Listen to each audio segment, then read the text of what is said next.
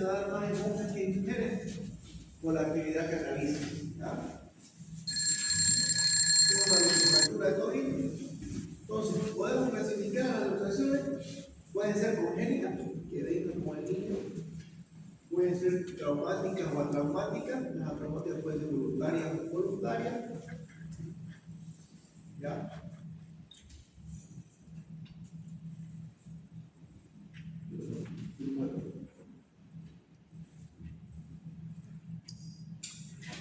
La situación de la relación traumática podría ser directa o indirecta.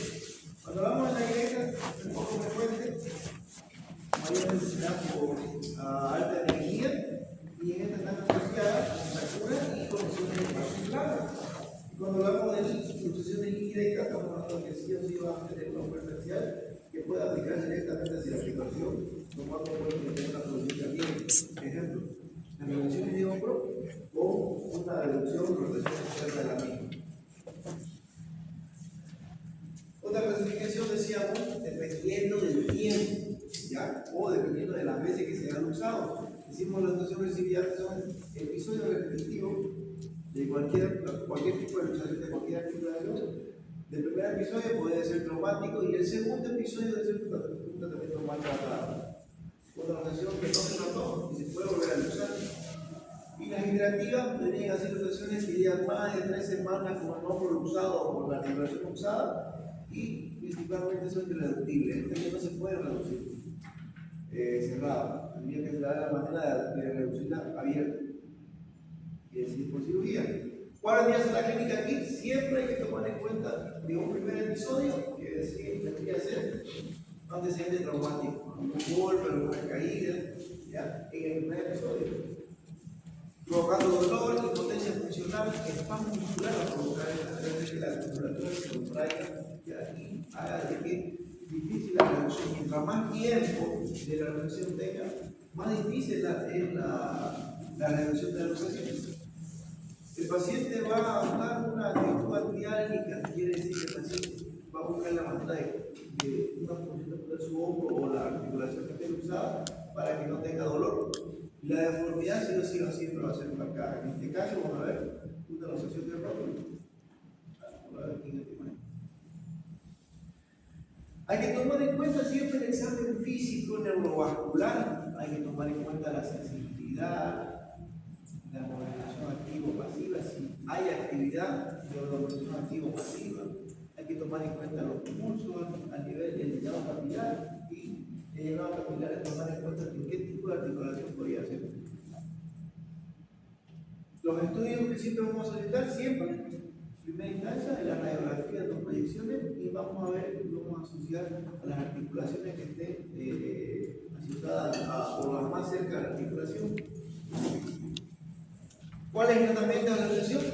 Lo posible es que se reduzca lo más antes posible. ¿Por qué? Porque una articulación que tenga una luxación, hay una pérdida de cartílago articular, entonces nos lleva ya a un daño articular, un daño a la articulación. ¿Ya?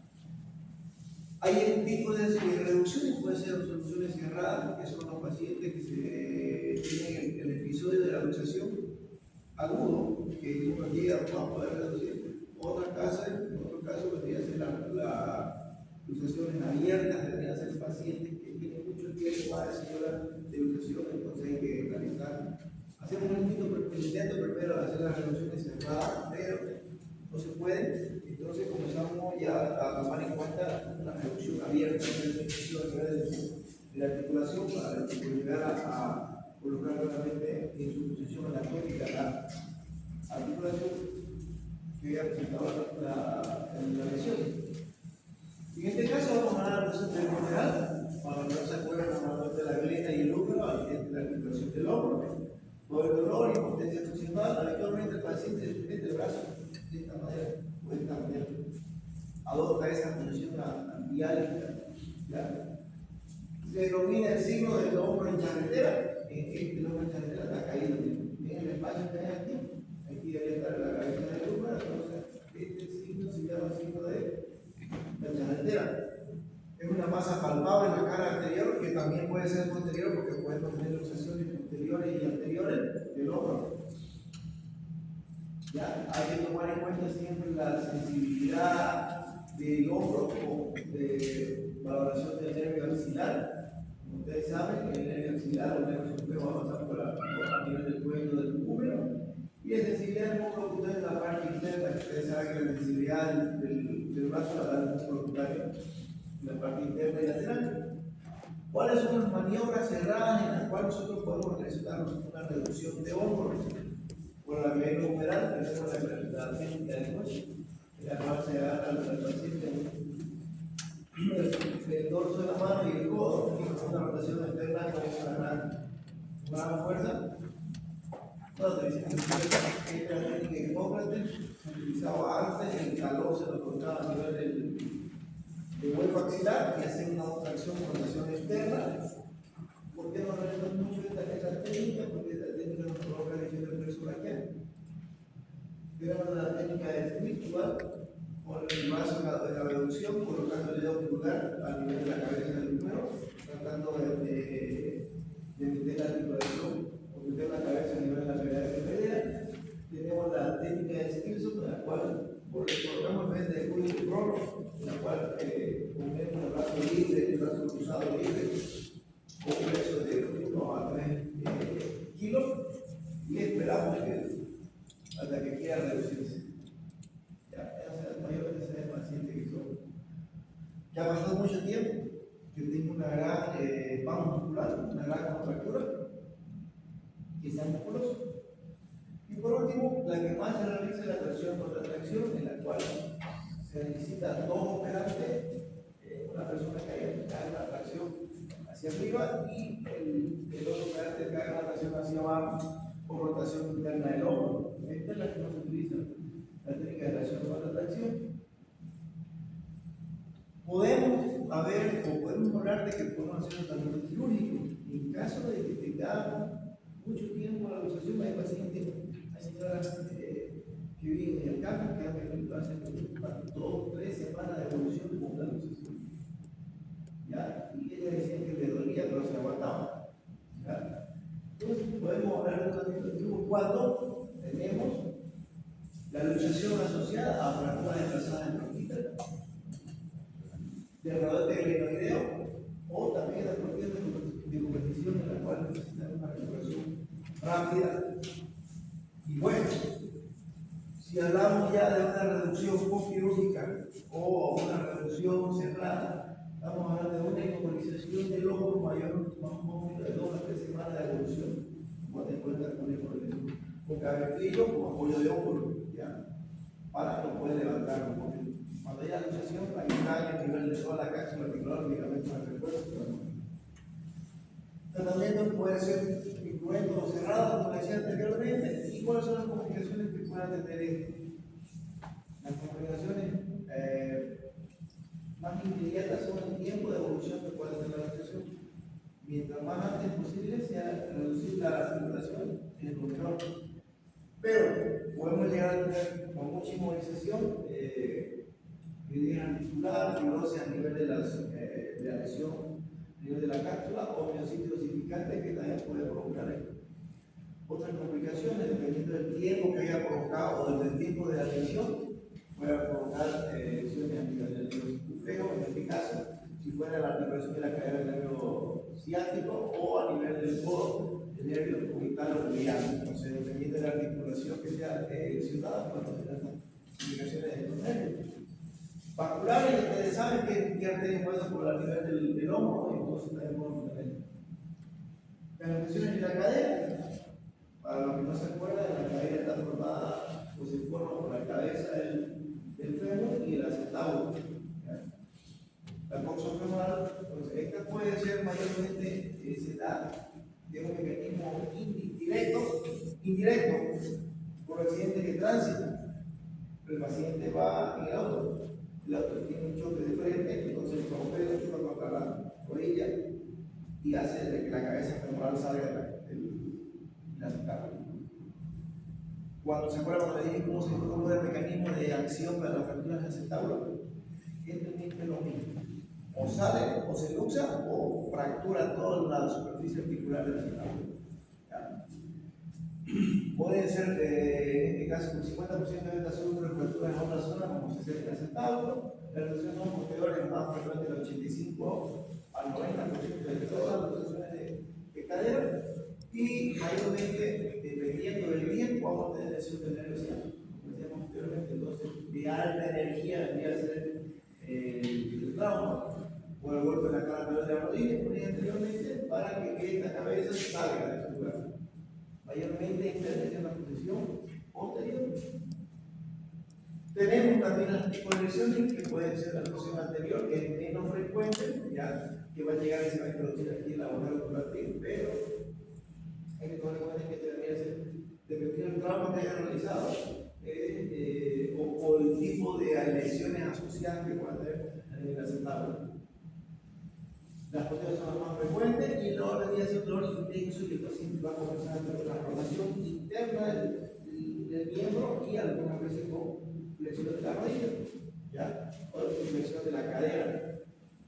Rotación externa, decíamos, era cuando había fractura de dedo proximal. Cuando hay luxación de cadera, tenemos una rotación interna, ¿ya? Neurológicamente siempre tenemos que valorar los nervios que vamos a usar por esta articulación, como ser el nervio ciático, tenemos que valorarlo para ver qué otras lesiones asociadas podemos tener aquí a nivel de las lesiones de cadera. Las tomografías nos van a servir, la rayo X principalmente los procedimentales debería ser rayos X de pelvis o panorámica de pelvis, y las laterales autográficas y la otra radiografía que se llama para ver fracturas de tabla que dijimos, ¿sabes? Alario curatrismo, que veíamos de anterior y posterior y posterior hacia anterior, toda la superficie articular. La tomografía nos va a ayudar muchísimo para decidir qué tratamiento se va a realizar, si tenemos lesiones asociadas, cuáles deberían hacer. Es de más que decirles que entre las luxaciones, entre las patologías divergentes que permiten incluir la traumatología, la luxación debería ser una de ellas, así como síndrome continental, así como la encuesta. La técnica de área debería ser la técnica de reducción cerrada que nosotros realizamos. Aquí necesitamos a dos personas que nos puedan ayudar, una persona que tenga la técnica superior con fuerza y el otro operador haciendo tracción del antebrazo con el antebrazo de la rodilla y hacer una rotación interna de la cadera. Hay dos personas, van a tener la rodilla, hacer una tracción mientras la otra con el tiempo de superior. Hay otra maniobra que hacer la manera de ejercicio, que ella no se utiliza mucho por la forma como son muy traumáticas para el paciente. Ya en la cual aquí se colocaba el paciente en una mesa, y hacíamos una rotación interna y una tracción de la rodilla hacia abajo. ¿Ya? Indicaciones de cirugía, reducción de cirugía, mayormente se dan dependiendo del tiempo de evolución, mayormente se dan por lesiones asociadas que puedan tener la luxación, como la tabla, o también cuando son luxaciones de prótesis. Cuando hay luxaciones de prótesis hay que abrir cuando se puede reducir y hay que reducir. Otras complicaciones que podríamos tener: necrosis avascular. La necrosis a nivel de la cabeza central, que es común, pacientes jóvenes que se hayan funcionado la cadera, comúnmente llegan a dependiendo del tiempo de evolución que tengan, llegan a formar una necrosis avascular de la cabeza central. Y esto nos va a llevar o a una endosíntesis para poder salvar la cadera o a una prótesis. Tomar en cuenta que colocando una prótesis de cadera ya es lo mismo que tener una articulación propia y original. Otras complicaciones, como decíamos anteriormente, son las lesiones neurovasculares. Hay que valorar bien los nervios ciáticos, el femoral, la trombosis, siempre hay que tomar en cuenta esto, y las osificaciones del 2% de cada una de ellas.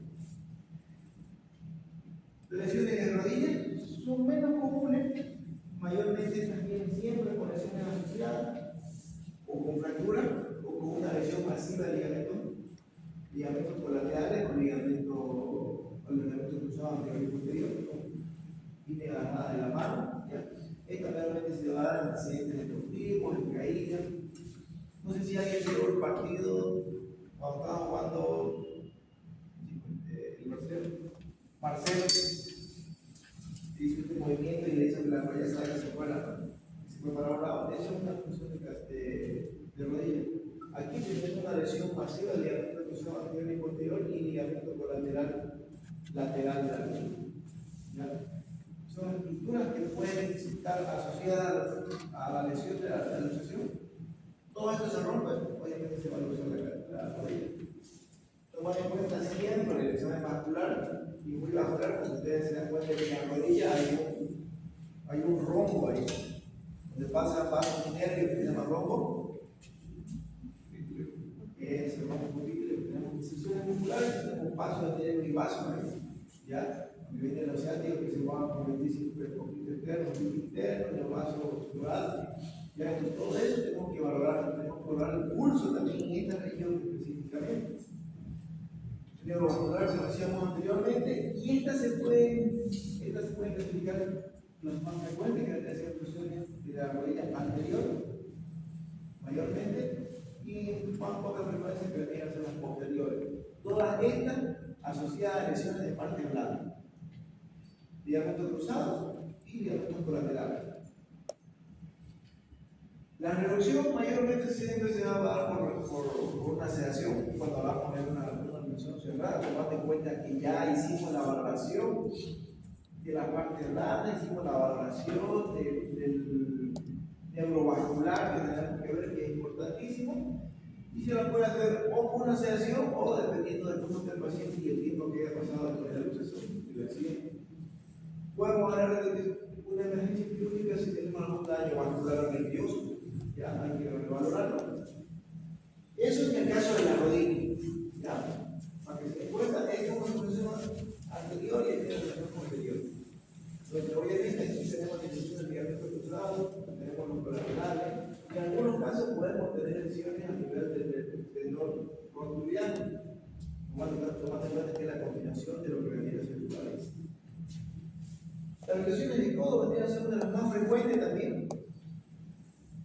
Ya las lesiones son las lesiones a nivel del codo, de nosotros mayormente posterior y altamente asociadas a accidentes deportivos, en personas que realizan deporte, ya o en los niños que están haciendo deporte también. ¿Por qué es importante tomar en cuenta esta articulación? Porque vamos a tener tres tipos de articulaciones. Tenemos la uno-cubital, la uno-radial proximal y tenemos la radio-cubital proximal. Entonces, este tipo de articulaciones, todas las articulaciones tienen una captura articular, pero si son movibles, las articulaciones principales tienen un ligamento de refuerzo. La lesión de cada una de estas nos puede provocar una lesión masiva en el codo. El mecanismo de lesión siempre, mayormente, debe ser una caída sobre la mano por todo extendido para que el codo se fuera de esta manera. O el codo con la mano extendida, con la muñeca extendida, en flexión, perdón, y el brazo y el miembro superior en extensión. O podemos tener una rotación en barra o tenemos una rotación en barra, aunque se va para adelante, para un lado o para adelante. ¿Ya? Mayormente son los posteriores los que van a ver de la extensión del codo, o esta la vamos a ver en el palo, y cuando vemos una luxación anterior, esta la vamos a ver en el palo. Esta es la clasificación de las luxaciones de codo, en la cual nos va a decir, dependiendo cuál debería ser la anatomía que queda después de la luxación.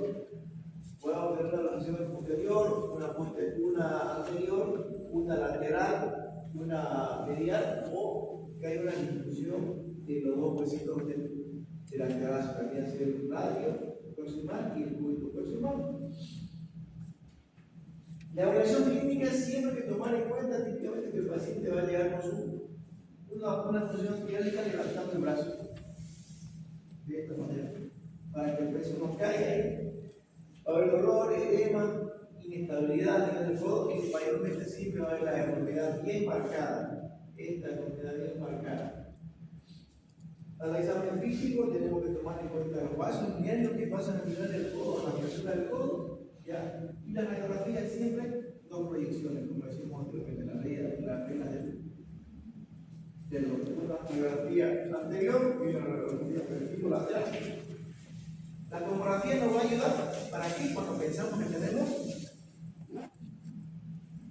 una lesión asociada a la articulación, ¿ya?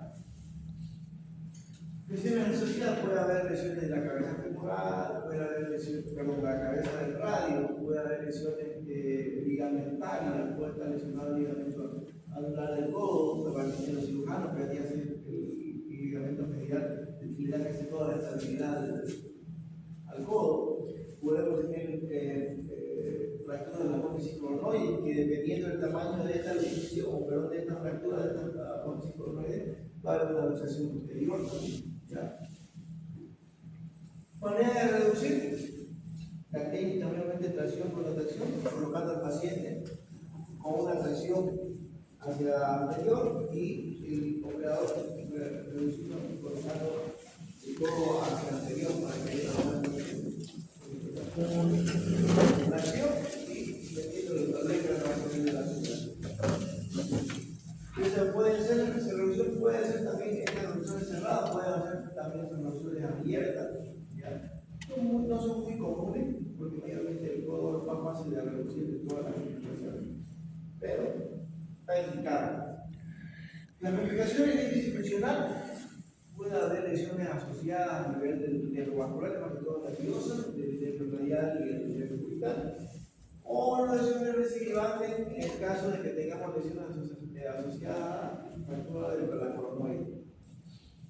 Cubital y remedial vendría a ser los modelos más lesionados en este tipo de lesión, y puede llegar a tener déficit neurológico dependiendo de la reducción. Puede ser que la luxación no haya provocado la lesión del nervio, pero al momento nosotros la reducción podemos provocar la lesión. ¿Ya? Las complicaciones de las más comunes y las que se trata de que no llegue a pasar son los síndromes compartimentales, ¿ya? O los compromisos vasculares de arteria braquial que pueden provocar trombosis, espasmos, rupturas de tipo vaso. La reducción no mejora la perfusión, debe realizar la angiografía, entendiendo si nosotros vemos que no hay una buena irrigación, si no hay un llenado capilar que tomar en cuenta eso. De las complicaciones, lo mismo que decíamos anteriormente, cuando tenemos el círculo lateral del ligamento. Y eso en caso de las luxaciones, tomando en cuenta, para que ustedes no se olviden nunca que una luxación de una articulación es una emergencia, siempre, y hay que reducirlo.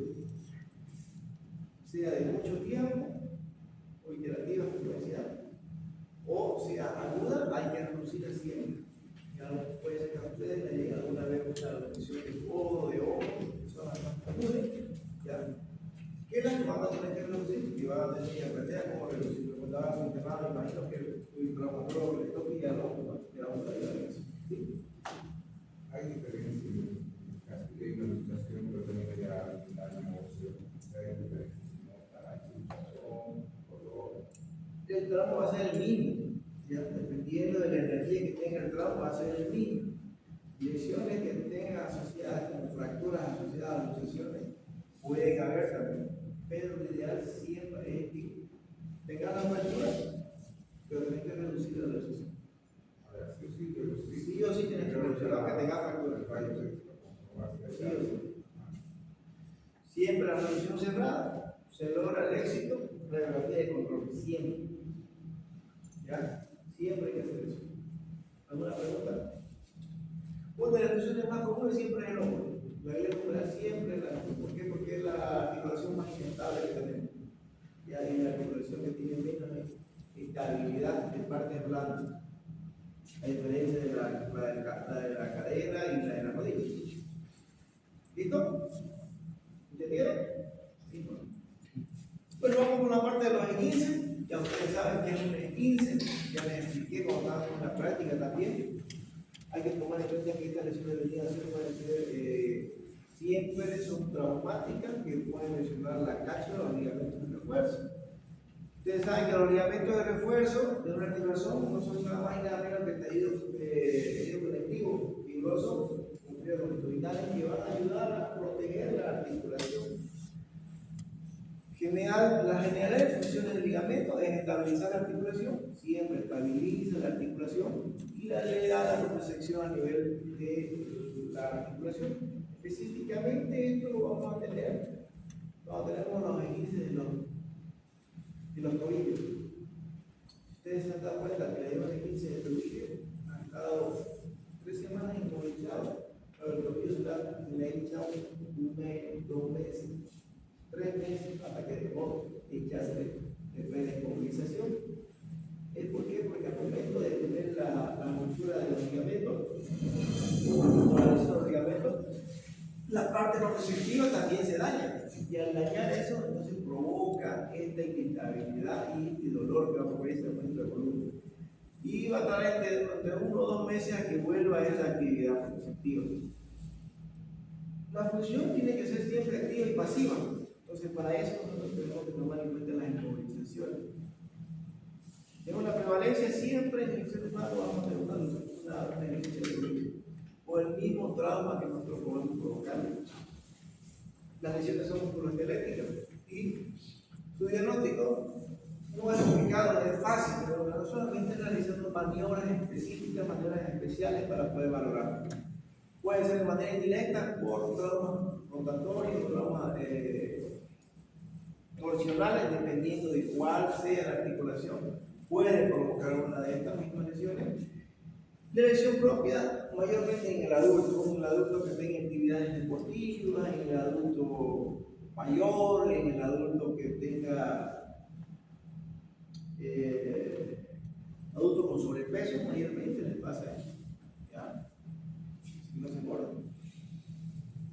Se puede clasificar en primer, segundo y tercer grado. ¿Cómo lo clasificamos? ¿Cuál es la diferencia de cada uno de los grados? Cuando hablamos del primer grado, vamos a tener una distensión de ligamento, sin desordenar toda la anatomía arquitectónica que tiene el ligamento, que se está lesionando. Macroscópicamente está intacto, no lo puede ver intacto. Microscópicamente sí tenemos lesiones y tenemos micro hemorragias, tenemos lesiones en las fibras, ¿ya? Y sintomatología va a ser leve. Va a haber un pequeño aumento de volumen, un poco de dolor. Se trata ortopédicamente, entonces en algunos casos se inmoviliza, en otros casos no. Cuando hablamos del segundo grado, ya esta está más complicado porque decimos que esta van a superar los límites de la elasticidad que va a tener el ligamento. Ya vamos a empezar a ver ruptura parcial de las fibras. Macroscópicamente ya se van a ver desgarros, van a ver hemorragia. Y el edema y el dolor es mucho mayor que un grado 1. ¿Ya? Entonces, cuando lo ven al paciente, va a llegar con un tobillo que va a parecer una empanada ejemplar. ¿Ya? Característico que siempre llega a tener equimosis a nivel del tobillo y la inestabilidad. Obviamente, sí o sí va a presentar por la rotura parcial que va a tener. Y el grado 3, un traumatismo con más alta energía, ¿ya? Que puede provocar rupturas de ligamento o ligamento total, ya no parcial como decíamos anteriormente. Vamos a encontrar inestabilidad franca en nivel del tobillo, impotencia funcional, va a haber dolor, va a haber edema, aumento de volumen, equimosis marcada, así como ven esta. Este es una esguince de tercer grado. Que tenemos una ruptura total del ligamento que sea afectado, o los ligamentos que pueden estar afectados, que pueden ser todos los peroneos calcáneos que están en la parte lateral o el ligamento del tobillo que está en la parte medial. La clínica, como decíamos anteriormente, dependiendo si estamos hablando de un ligamento de un esguince del tercer grado, estamos hablando que la clínica va a ser franca, va a ser mucho dolor al paciente, va a tener el aumento de volumen, la equimosis, ¿ya? Y la inestabilidad, la impotencia funcional que va a tener, la deformidad en algunos casos si llegamos a tener luxaciones. Si no llegamos a tener luxaciones del tobillo o de la articulación que esté esguinzada, no vamos a tener deformidad. Siempre, para tomar en cuenta, tenemos que tomar una radiografía de control, tomando en cuenta o buscando que no tengamos lesiones de tejido óseo. Siempre. Para salir de dudas, siempre se toma radiografía de la articulación que ha sido lesionada. Podemos ver, según las radiografías dinámicas de estrés, cuáles son estas radiografías de estrés. Cuando al paciente lo mandamos a hacer la radiografía y decimos que, dependiendo si la radiografía del tobillo o del tobillo tenga una luxación o tenga una inestabilidad de la articulación, o en paro o en palo, o mediano o lateral. Ya, a eso le vamos a revertir en extremo o con contexto. Las ecografías son útiles, ya, para ver la lesión de los ligamentos, pero yo no las utilizo porque para mí no son visibles, no me interesan mucho. La resonancia magnética sí, pero tengo una lesión antigua, para ver una lesión tratada y que no ha habido una buena evolución, tenemos que solicitar la resonancia magnética para ver qué ha pasado, qué fue lo que se insertó o a qué está asociado el índice. ¿Ya? El tratamiento inicial siempre es reposo, si hablamos de un 15 grados, un reposo, terapia de hielo, compresión. Las compresiones con vendaje no me agradan mucho porque provocan más proceso inflamatorio. ¿Ya? La elevación del miembro me gusta más porque al elevar el miembro va a haber menos inflamación y reposo quiere decir que la masa cambiante está con la piel elevada y con el hielito para que no vaya el aumento de volumen. Decíamos tratamiento entonces grado 1, solamente analgésico, hielo, fisioterapia activa después de unas 2 o 3 semanas y refuerzo de la actividad deportiva siempre, casi por lo menos un mes. ¿Vale? Lo mismo en el grado 2, con la inmovilización entre 2 a 3 semanas, puede ser con férula, con órtesis o con yeso circular, ¿ya? Con inmovilización rígida. Reposo, sí o sí, las 3 semanas con la inmovilización, aire, antiinflamatorio y el reposo en la actividad deportiva durante más o menos 6 semanas después de la evolución. El grado 3 es más complicado todavía, lo mismo que dije anteriormente, inmovilizaciones, rígida o semi-rígida, sí o sí, siempre. Reposo, antiinflamatorio, hielo, ya tener elevada la pierna. No es muy común, pero cuando el tratamiento de la inmovilización no nos llega a ayudar o no resulta buena, tenemos que llegar a esta, que debería ser el tratamiento quirúrgico de algunas articulaciones, que lo tenemos que realizar. ¿Ya? Ejemplo, ligaciones como ligamentos de la rodilla, esos esguinces llegan a tener una ruptura total, que nos llega a decir que un esguince entrecegado, que tenemos que reparar. ¿Ya? En este caso, hemos cruzado, tenemos homeopatía de ligamento cruzado. Complicaciones, siempre hay que tomar en cuenta la regulación nerviosa, la vascular. ¿Cuáles vendrían a ser las complicaciones tardías después de tiempo, meses? De pacientes que no siguieron tratamiento de la inmovilización. ¿Qué es lo principal que vamos a tener? Persistencia de dolor, inestabilidad de la articulación, atrofia muscular, puede ser que llegamos a tener por el tiempo de inmovilización, tendinosis, pero lo principal es aquí, laxitud de la articulación.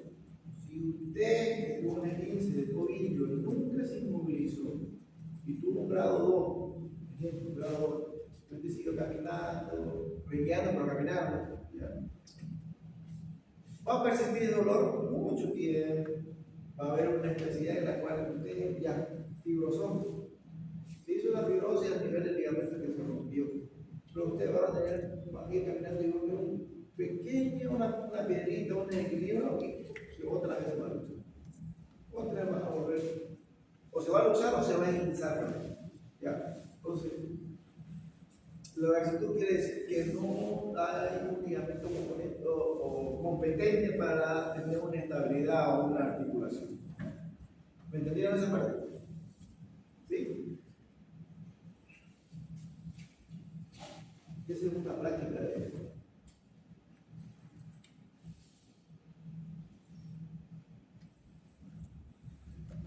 ¿Alguna pregunta? Sí. Bueno. Vi alguna vez que vienen ejercicios para fortalecer los ligamentos, ¿es posible? Funciona la inmovilización. El tratamiento viene de la inmovilización, tomar medicamentos antiinflamatorios, analgésicos, y de ahí comenzamos a ver, después de la inmovilización, dependiendo del tipo que tenga, la fisioterapia. En casa realizamos movimientos activos y pasivos, ¿ya? Movimientos isométricos o excéntricos. Isométricos son movimientos que ustedes lo van a hacer en casa, solamente con movimientos pasivos, sin mucha actividad. actividad de fuerza muscular. Los excedentes de actividad son que le van a dar mucha más fuerza a la articulación para que pueda empezar. ¿Qué se refiere? Como profiláctico, deportes, digamos que todavía no se han mencionado que hay beneficios para fortalecer sus, digamos, Sí, en realidad, en la actividad deportiva siempre se dice que hay que, como se dice, estiramiento de la musculatura y los ligamentos. A eso se llama movimiento profiláctico. Ahora, profiláctico quiere decir cuando toman estos movimientos para que no haya lesiones musculares, no tendinosos, las musculares. O son, por ejemplo, mayormente los que tienen lesiones de los tibiales, esos tibiales son los que comienzan a tener lesiones máximas por aceleración y aceleración máxima que ellos tienen. Porque para eso siempre hay una profiláctico. ¿Ahora una pregunta? ¿Todo bien? Bueno, vamos con las inmovilizaciones, que este debería ser el tema que me tienen que estudiar para su examen.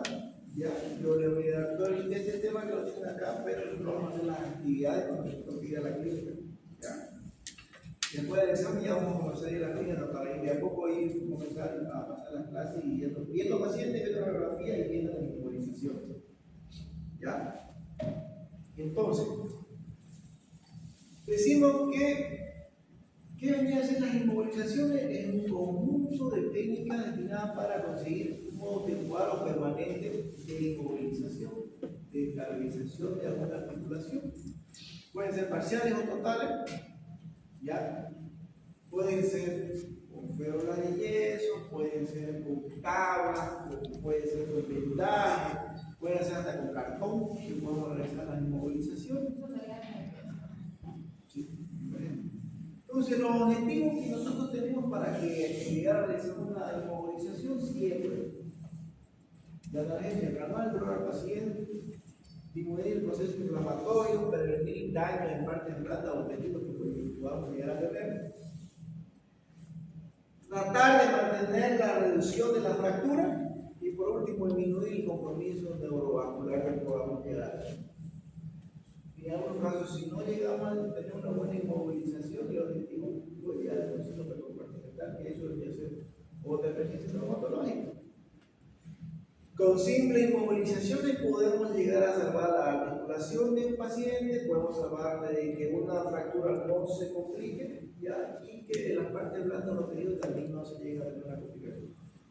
De acuerdo a la firmeza que lleguemos a querer tener con esta inmovilización, tenemos sistemas inestables con ventaja, tenemos sistemas semi-estables que pueden ser como férulas de yeso, o por último, estables o rígidos, yesos circulares, ¿ya? Dependiendo de la actividad que nosotros queramos darle. ¿Y qué es lo que vamos a utilizar? Vamos a utilizar vendas de yeso, vamos a utilizar vendas de PP o vendas de gasa, vamos a utilizar agua específicamente para mojar el yeso, y la venda hipoalergénica también, que en algunos casos en otros casos se le coloca, en otros casos no, porque mayormente son caras. ¿Ya? Ustedes para su tipo de inmovilizaciones nos van a traer vendas de yeso, algodón laminado. Con el agua lo vamos a conseguir allá. ¿Ya? Eso es lo principal, ya le vamos a dar una listita ya. Entonces, las vendas también nos van a servir cuando vamos a buscar, vamos a ver qué tipo de inmovilización vamos a dar, o si le vamos a dar una inmovilización rígida, o si le damos una inmovilización frágil o no rígida. ¿Ya? Sistema semi-rígido, decimos que puede ser la utilización de órtesis, ya como esta, pero una célula digital, órtesis a nivel de la muñeca, inmovilizaciones dependiendo, como en este caso, órtesis de inmovilizadores de muñeca.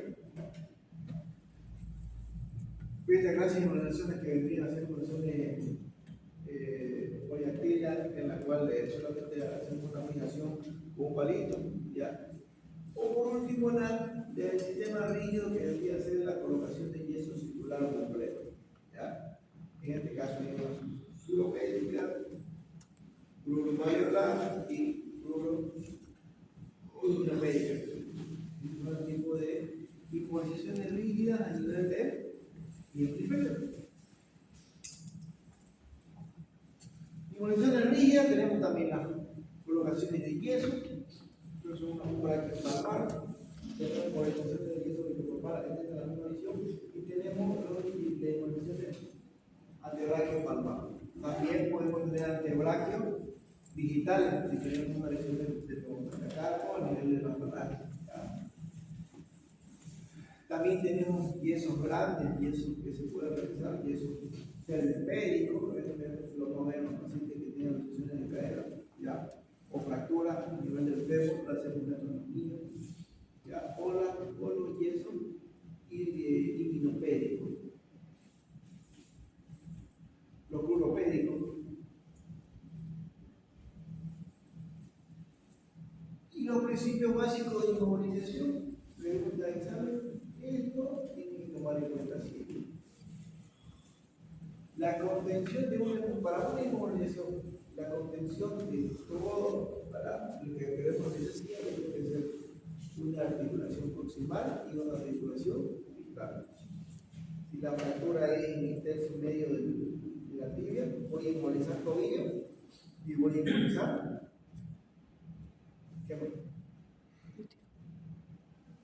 ¿qué está arriba del tobillo? ¿Qué arriba? La rodilla, ¿verdad? La fractura es aquí, dice contención de la articulación proximal y distal. Si la fractura es aquí, y la movilización tiene que ser del tobillo y de la rodilla. Dependiendo de sea el tipo de fractura, tiene que ser de esa forma la inmovilización. Siempre hay que tener 3 puntos de apoyo en los 3 planos, ¿ya? Eso lo vamos a enseñar cuando estamos haciendo la inmovilización. Y la posición de la articulación, dependiendo de cuál sea, siempre tiene que ser funcional, ¿ya? Si tenemos una fractura en la tibia, seguimos con la tibia. Tenemos que poner un tobillo en semiequino, 90 grados, nunca en equino total. Siempre tiene que estar la articulación funcional. ¿Ya? ¿Alguna pregunta ahí? ¿Todo bien? Ahora, hay que hacer una evaluación general de todo lo que vamos a realizar. Siempre vamos a tener que moldear, se moldea bien el yeso cuando hagamos un rígido, la protección y la evidencia ósea tenemos que moldear para que, por ejemplo, si hacemos un tobillo, tenemos que tomar en cuenta el maniero medial y la maniero lateral. Siempre hay que moldearlo para que se note. La protección de la circulación siempre es importante. No podemos poner un yeso muy apretado o que el paciente no haga caso y no inmovilice su brazo y tenga, por ejemplo, mayormente los pacientes que tienen fractura de muñeca son los que pasa eso. Le ponen yeso circular rígido y no quieren utilizar cabestrillo, entonces paran con el brazo así o con el brazo ahí, entonces la mano se les hincha, ¿ya? Y les provoca dolor, y ese dolor no puede llegar a tomar un síndrome compartimental. Es importante tomar en cuenta eso, ¿ya? El moldeado siempre es diferente dependiendo del miembro que sea, y el control de la reducción siempre hay que tomar en cuenta cada 2 semanas y cada semana. Específicamente cuando hacemos las reducciones de muñeca, hacemos controles cada semana o cada 2 semanas dependiendo de la calidad que uno piensa que le da. Si yo pienso que la fractura es muy inestable, pero que sería una buena reducción, yo le coloco un yeso circular. Bien. Pero tengo que hacer esos controles mediante cada semana para que podamos ver la evolución de esa fractura. Puede ser que esta inmovilización rígida, como decimos, nos ayude mucho más a la estabilización, sí.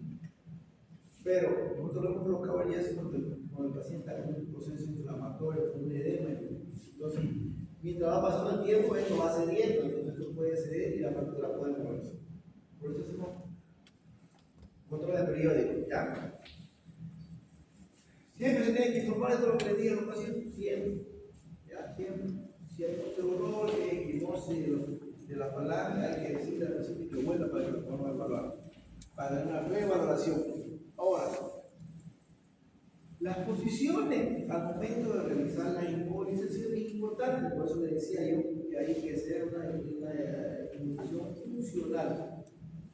Cuando se hace una reducción una inmovilización del hombro siempre tiene aducción y rotación interna, el codo tiene que estar siempre en 90 grados, ya no ni en 100 ni 120, siempre en 90, es funcional. La inmovilización de la fractura, los metacarpios 70 grados, en flexión de la interfalágica de 10 grados, ¿ya? Y el pulgar tiene que estar cambiado entre una aducción radiopalmar máxima. Esta es la inmovilización del pulgar. ¿Ya? Entonces, estas son las posiciones y las cuales son funcionales para hacer la inmovilización. Esto es importante saberlo. ¿Ya?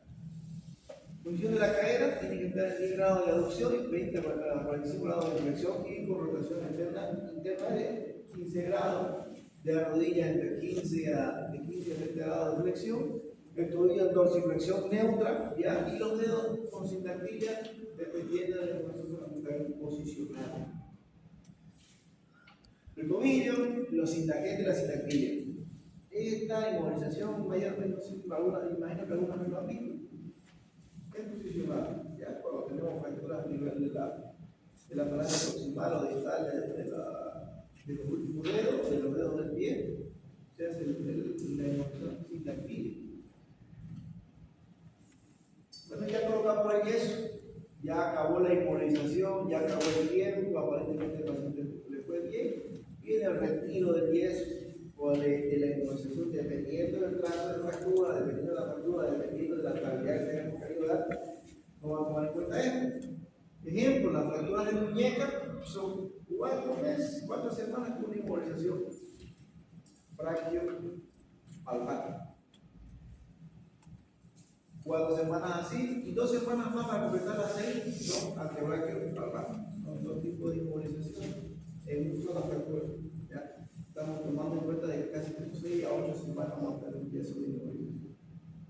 Ya, dependiendo del plazo de fractura. Hay que tomar en cuenta la formación del callo óseo y dependiendo del hueso que se haya fracturado, va a tener el tiempo mayormente. ¿Ya? En la fractura de muñeca son entre 6 semanas, 5 o 6 semanas.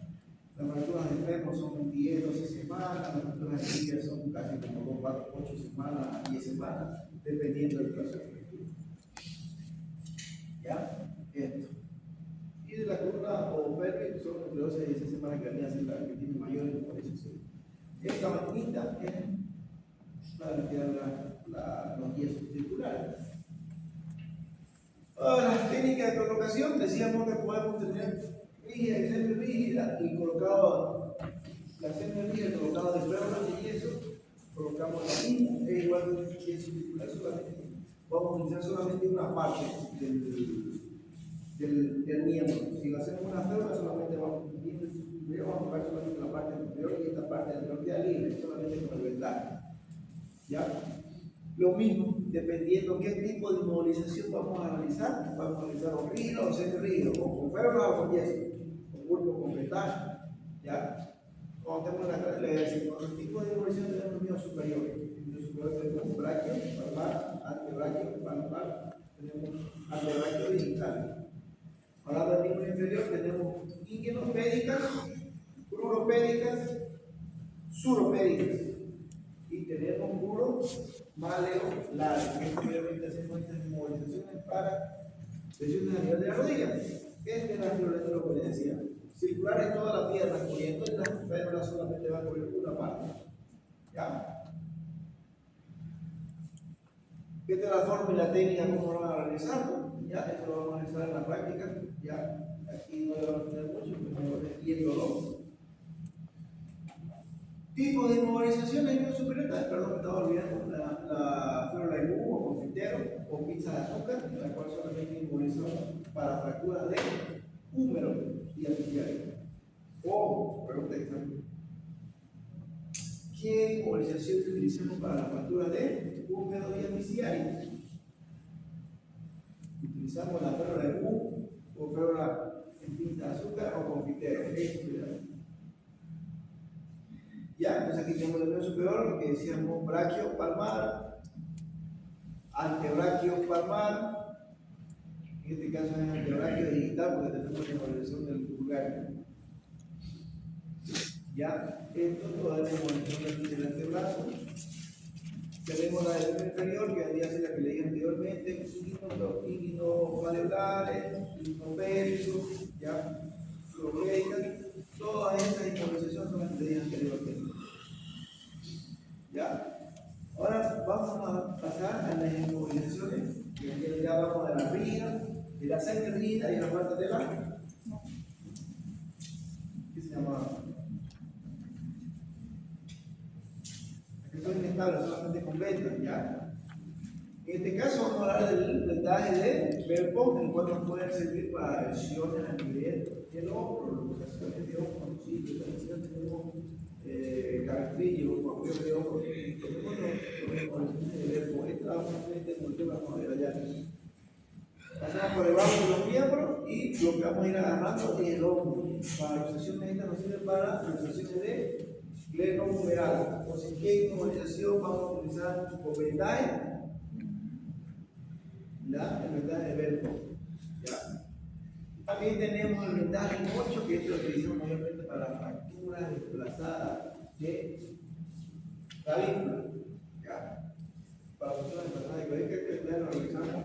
Y tenemos que hacer un plano periódicamente, porque el paciente está con el tórax extendido, entonces cansa y va cediendo el vendaje. ¿Ya? Estas son las posiciones. Eso, también les cuento porque así esto lo vamos a volver a ver en la práctica. ¿Ya? Y otro tipo de conversaciones, medidas que ya habíamos hablado, ya que venían en las tracciones esqueléticas, tracciones blandas, ¿ya? Esquelética, tracción cutánea, tracción blanda, y ya la vimos en las fracturas de fémur, ¿ya? Depende de cuál sea. Y por último, las complicaciones que podamos tener con las inmovilizaciones, tendría que ser principalmente el síndrome compartimental, puede ser lesiones vasculares, escalas por presión, característicos, paciente adulto. Le colocamos yesito y a veces la familia o el paciente no viene a su control. Entonces sacamos el yeso, vamos a ver que tiene una gran escala o una gran lesión de partes blandas a nivel de las partes blandas, a nivel del brazo, antebrazo o del lugar donde se había inmovilizado con una inmovilización rígida. Edema de ventana por el vendaje ascendido apretado, también el edema. Y el desgaste muscular dependiendo la hemorragia muscular por el tiempo de inmovilización. Mayormente, una musculatura con una semana de inmovilización sin que esté movilizándose, sin que tenga acción pasiva, o activa y pasiva, vamos a tener una hipotrofia muscular. ¿Alguna pregunta? Las artritis sépticas son una de las complicaciones en la cual más utiliza el traumatólogo. Otra emergencia traumatológica, que ya vamos avanzando ya. Solución es una. Artritis séptica 2. Vamos a avanzar ahorita, avanzamos ya. Inmovilizaciones. Fracturas expuestas, también es una emergencia. Y por último, el otro tema que vamos a avanzar que es el síndrome compartimental, y ahí tenemos 4 emergencias traumatológicas. La única vez que el traumatólogo de emergencia tiene que entrar aquí en otro. ¿Ya? Bueno, la artritis séptica es una emergencia traumatológica, es un proceso inflamatorio infeccioso a nivel de una articulación. Los mecanismos pueden ser por invasión directa, puede ser por vecindad o puede ser por invasión reumatoidea. ¿Cuál es el microorganismo específico o común de estas artritis sépticas? Vendría a ser el Staphylococcus aureus, que está ¿dónde? En la zona normal de la piel, ¿no? ¿Ya? Puede pasar otro microorganismo que pueden entrar también, vendría a ser la influenza, el Staphylococcus, el Escherichia coli, depende de la complicación. Y por último, las artritis reumatoideas tienen que ser complicaciones o pueden ser complicaciones diferentes para que puedan provocar esta. Entonces, todo va a comenzar aquí. El inicio de la infección puede ser, dependiendo del mecanismo que se haya vinculado, el organismo a la articulación puede ser. Ejemplo, hematógeno. Y para que si va aquí, lo que va a pasar va a haber un líquido sinovial, dependiendo del líquido de efecto Va a haber un proceso inflamatorio agudo con una reacción serosa y un aumento de la formación del líquido sinovial. Va a haber aumento de volumen de la articulación. Alto. Ese aumento de volumen del líquido sinovial se puede convertir en pus dependiendo del microorganismo. Si llega a un microorganismo que vaya a afectar, que va a provocar una destrucción erosiva de todo el cartílago articular. Va a llegar tratada con una diseminación de todo el hueso que puede llegar a entrar todo el hueso y provocar, aparte de una artritis séptica, provocar una osteomielitis, que es una patología que nunca va a sanar el hueso, que se queda para siempre. Tratamiento, resolución completa, pérdida parcial articular dependiendo del tiempo que haya tenido la infección de la artritis séptica.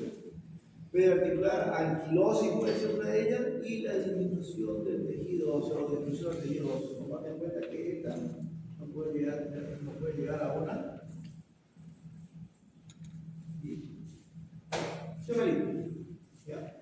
En pacientes pediátricos, tener una artritis séptica es algo malo, malísimo, porque puede llegar a resultar tener lesiones en la placa fisaria, y eso significa que el hueso ya no va a crecer, que ese miembro se va a quedar en ese lugar, no volver a crecer el miembro.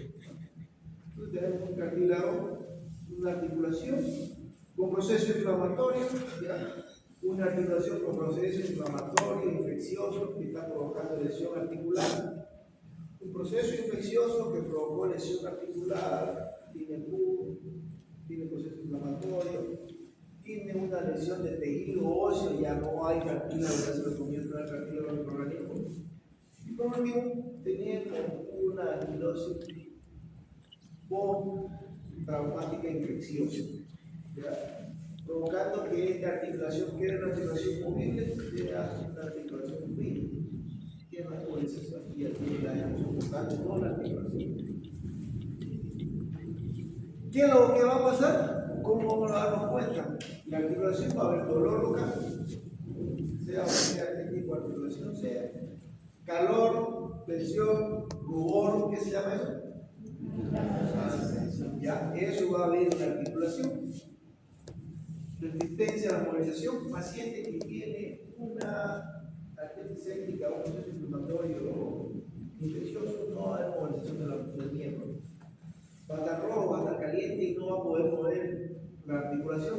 La articulación para mover, lo decíamos anteriormente, es lo mismo.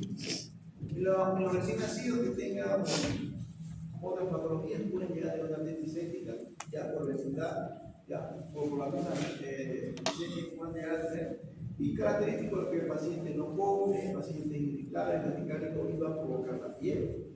¿Ya?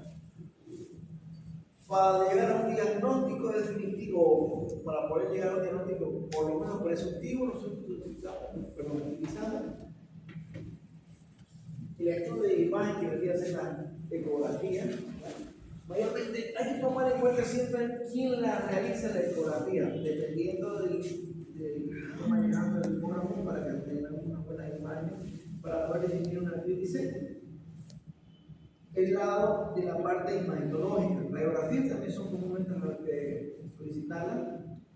Después de ver la parte imagenológica, tenemos que tomar la parte laboratorial, la cual lo que se va a aumentar o que se va a buscar en una laboratoria de un paciente, tendría que ser el aumento de volumen, perdón, el aumento del glóbulo blanco, ver la BCG, la PCR, y siempre solicitar del líquido sinovial que haya retirado de la articulación al realizar la retrocentesis. ¿Qué es la retrocentesis?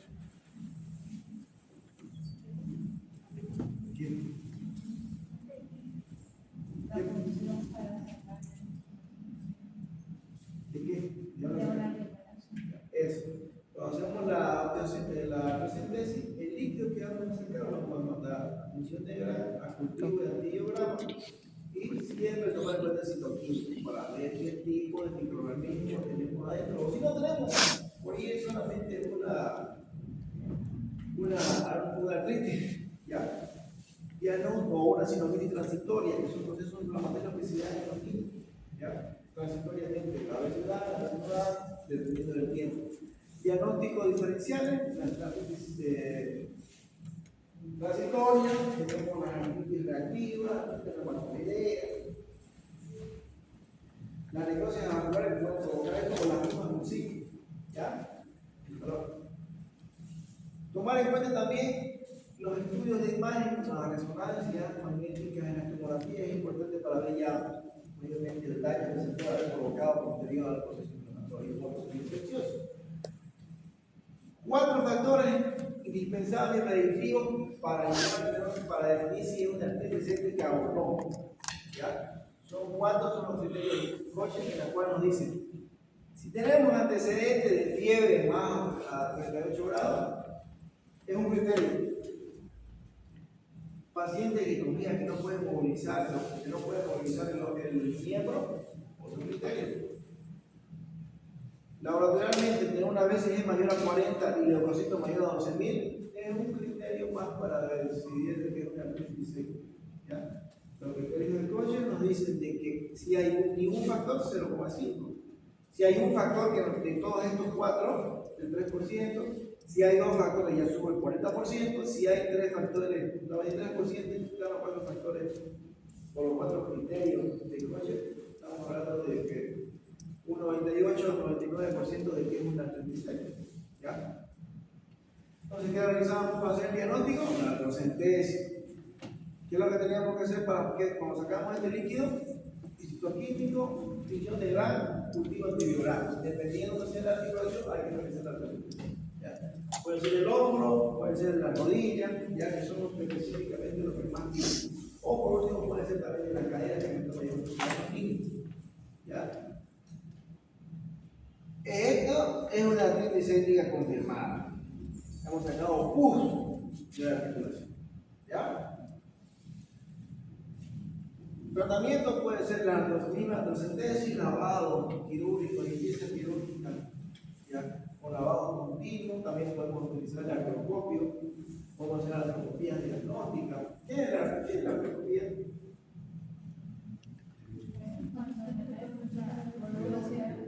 Es un procedimiento quirúrgico en el cual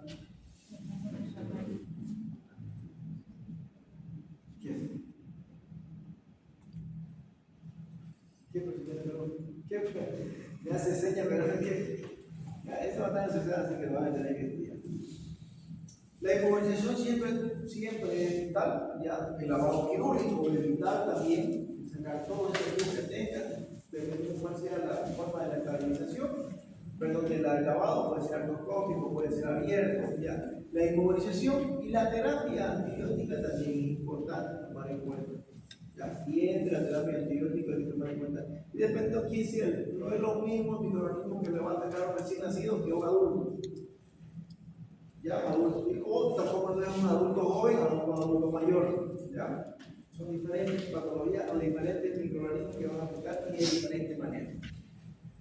¿Alguna pregunta de esto? El tratamiento antibiótico está entre 7 a 10 días, de 10 a 20 días, sí o sí es todo eso, para después ya llegar a ver la evolución que vaya a tener el proceso inflamatorio infeccioso, para ver cómo va a quedar. Vía oral hasta el día después ya a la neuroma. ¿Ya? ¿Alguna pregunta de la artritis céntrica? Nada, antes que nada. Con 2 minutos, vamos a hacer el último. Síndrome compartimental, una emergencia traumatológica, es una condición en la cual vamos a tener allá la circulación del espacio muerto que tenemos, ¿ya? A nivel de las fascias musculares. Emergencia traumatológica, sí o sí hay que requerir, hay que entrar al quirófano, en la cual nos requiere el conocimiento urgente y el tratamiento oportuno para evitar secuelas. Si nosotros llegamos a tener un tratamiento oportuno, no vamos a llegar a tener secuelas, en la cual que puede llegar desde la amputación del miembro hasta la muerte, fallas multiorgánicas. ¿Ya? Puede provocar fracturas isquémicas, amputaciones, fallas y puede llegar el paciente a morir. Tenemos causas extrínsecas y intrínsecas. Cuando hablamos de las extrínsecas, es lo que yo les decía: vendaje, inmovilizaciones, férula, piel cerrada. ¿Ya? Son extrínsecas las causas que pueden provocar el esto. ¿Ya? Por compresión, por escaras, por presión, por compartimiento, por traumatismo penetral también nos puede provocar. Y las intrínsecas son fracturas que pueden ser fracturas abiertas o pueden ser cerradas. Cuando hablamos de las abiertas, puede ser que no haya lesionado la fascia muscular de la región que hemos estado afectada. Pacientes anticoagulados, lesiones por patología de coberturas vasculares, hipotrofia muscular, avascular, perfusiones, infusiones locales, mordeduras, biocitis, fascitis, todas esas pueden ser causas intrínsecas. Entonces, tiene una incidencia baja, pero tiene una alta mortalidad. ¿Ya? No es muy común, pero cuando hay, puede provocar la muerte en producción. ¿Ya? En jóvenes es más común. Después del trauma asociado con fractura cerrada o abierta, siempre se puede dar, hay que estar siempre atento a eso. ¿Ya? ¿Y qué es lo que va a pasar? Va a haber un aumento de la presión intercompartimental, va a haber un aumento de la presión del tejido intersticial, va a haber aumento de la presión tisular, aumento de la presión perfural capilar, un colapso de la vena de la pared delgada. Y todo esto va a provocar síntomas y signos, ¿ya? En la cual aumento de la presión, isquemia inicial del miembro, lesión vascular celular y proceso inflamatorio, y no va a llegar a un aumento de volumen, ¿ya? Un incumplimiento en las demandas metabólicas que siempre va a pedir el tejido óseo, el tejido muscular, que nos lleva a una hipoxia respiratoria, una aleupionolisis y va a provocar una necrosis.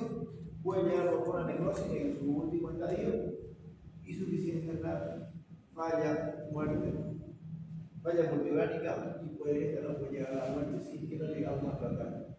¿Ya?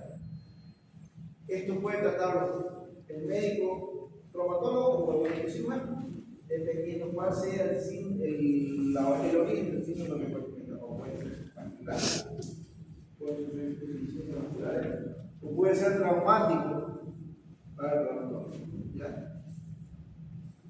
El tiempo que va a estar de lo que pasó, desde el trauma, desde el antecedente de un trauma, en este caso en nuestra parte, que es el antecedente del trauma, 2 horas para que venga el tisular, 4 horas para que haya lesión muscular y a nivel nerviosa.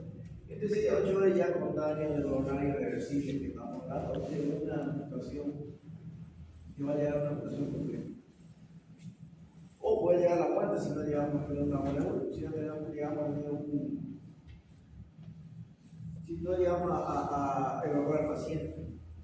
Entonces, tenemos las 5P o 6P de gripe, que la podemos dividir en procesos clínicos prehigiénicos y post. Aquí no está dañada toda la irrigación, aquí ya está dañada toda la irrigación y esto conlleva a una muerte ocular, nerviosa, daño al metabolismo del organismo, al metabolismo de la hemoglobina, al metabolismo del tejido muscular. Dolor. Característica de esto vendría a ser que el dolor es intenso, pulsante y que el dolor no se alta con nada. Se le puede dar un cóctel de analgesia, pero el paciente le va a seguir comiendo. Ya, característico del dolor. Pulsante, profundo, localizado y profuso con aumento pasivos al momento de hacer movilizaciones con la vascularidad. Las parestesias son síntomas precoces, hormigueo, distintas quemaduras. Aparte del dolor, hormigueo. Va a sentir como que tiene una quemadura a nivel del miembro y con pérdida de iluminación al momento de agarrar el movimiento. Prehigiénico. Poshigiénico, aumento de la presión a nivel de la piel. La van a ver la piel brillosa, la van a ver la piel tensa. Como si tuviera un aumento de volumen. Poshigiénico, va a haber palidez. El miembro afectado ya va a estar pálido, ¿ya? Va a haber una parálisis. Ya estos son síntomas más tardíos. Ya tenemos lesión de las partes blandas, ya tenemos lesión del compartimiento, ya aquí va a haber palidez, va a haber tensión, va a haber parálisis y por último va a haber una ausencia del pulso. Estamos hablando que estas son las 2 primeras horas, de 2 a 4 horas, estamos hablando de las 4, 6, 8 o 10 horas de evolución para el cliente. o esta clínica pre o post higiénica. Estamos hablando de si llegamos aquí, básicamente que hay que tener una amputación. Hay que amputarlo, si no, lo va a llevar, si no llevamos a amputar a este paciente, todo esto que estamos haciendo aquí va a afectar a todo el cuerpo. ¿Ya? Entonces, la clínica siempre la sospecha, hay que tomar en cuenta siempre el examen físico, la clínica, de acuerdo con antecedentes del paciente, siempre tomar en cuenta. ¿Cuál fue el mecanismo de lesión? Preguntar al paciente. ¿Ya? Y por último, ya la medicación comparativa, en la cual ya podemos llegar a tomar en cuenta. Si tenemos un paciente que es agudo, que son las primeras horas, pues los estudios variables que vamos utilizando. La química de programa, siempre la biología. Y las imágenes siempre tomar en cuenta una ecografía doble, ya para ver cómo vamos los vasos. Tenemos mecanismos en los cuales podemos medir la presión intercontinental, ¿ya? En la cual la presión más alta tiene que ser mayor a 30 para llegar a la cirugía. Y una de las complicaciones o diagnóstico diferencial que podemos tener con la cirugía es la celulitis, las infecciones de prostata, podemos hablar de la amigdalitis, artritis séptica también está de ella, la trombosis cuando no son procesos traumáticos o son procesos vasculares, la isquemia arterial aguda o lesión del nervio periférico. ¿Cuál es el tratamiento? Siempre, sea cual sea el mecanismo de acción del síndrome compartimental, siempre debería ser la vasectomía, abrir los compartimentos que están lesionados. Todos. Si estamos hablando de la pierna, ¿cuántos compartimentos tenemos en la pierna? Tenemos tres. Un superficial, un externo, lateral. Y el posterior tenemos superficial y profundo. Dependiendo de dónde sea la lesión, van a estudiar cuántos compartimentos tenemos en la pierna, cuántos compartimentos tienen en el muslo, cuántos compartimentos tenemos en el brazo y en el antebrazo. Y ahí se van a dar cuenta cuáles deberían ser las lesiones que vamos a llevar